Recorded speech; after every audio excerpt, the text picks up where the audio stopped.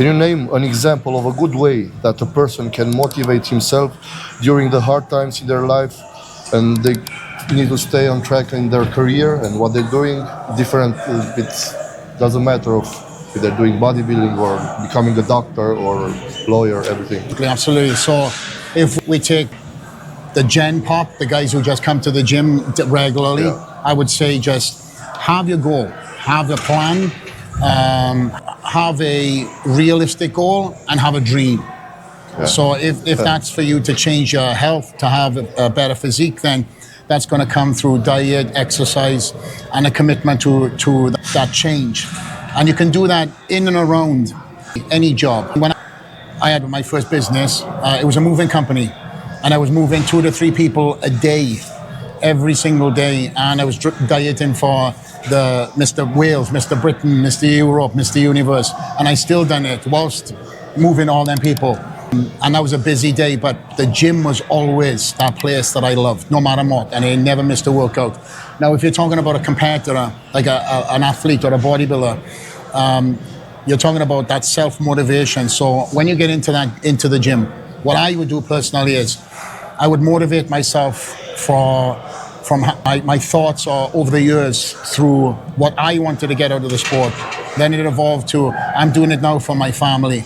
So I had so much motivation, but it was self-motivation. It wasn't an athlete. It wasn't, the title as much as it was my upbringings. And, when you go into your big, heavy sets, you have to release all that anger, all that emotion, exactly. And that's what I had to do too. Yeah. But when it's done, you put it back in. I call it Pandora's box. You open the box, you let all the emotions out, and after the workout, you put it back in.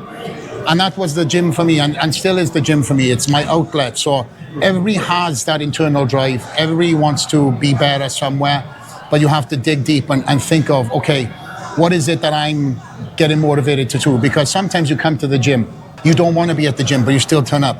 Yes. And then you have to dig deep. Why am I here? Why am I doing this? And everybody's got their own life. Everybody's got their own story. My story is different to your guys, different to you. But we've all got them thoughts that and energy that we can release into the gym. And for me, I think everybody can structure that mentality to use the gym for what it is, as it was for me, what it is for you. Yeah. It's also, this is one of the things that people don't see in sport. I mean, in bodybuilding, all the strength sports, they don't see that emotionally stuff that it's released in the gym. Yeah. They don't see those emotions.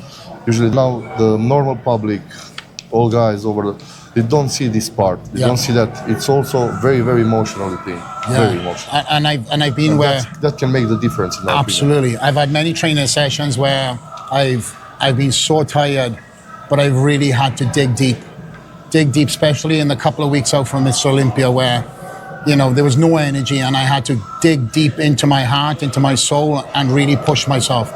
And that was the key. Everybody sees the end result. Yeah. They see the trophies, they see what you've created, but the journey to there, I came to this country and I knew one person. I slept on a sofa for a year and a half and I truly give everything for this sport.